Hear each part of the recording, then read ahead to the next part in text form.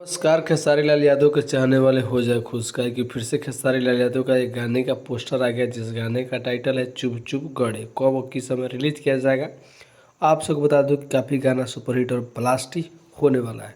Global music junction YouTube channel से आप सबके बीच में रिलीज होने वाला है।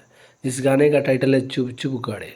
आप सबको बता दूं जिस गाने में काम किया रानी एक्टर्स के साथ, तो समझिए खेसारी लाल यादव का जोड़ी सुपरहिट है। तो इस बार इस गाने को गाए हैं खेसारी लाल यादव और जिस गाने को लिखे हैं अजीत हलचल इस गाने को लिखे हैं।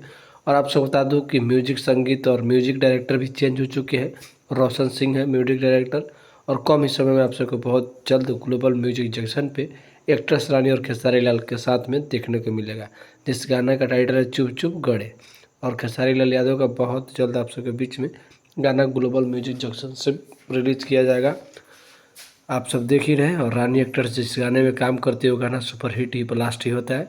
तो खेसारी फैंस हो जाए तैयार का कि बहुत ही जल्द आप सबके बीच में लेकर आ रहे हैं ग्लोबल म्यूजिक जंक्शन से आप सबके हिट मशीन खेसारी लाल यादव।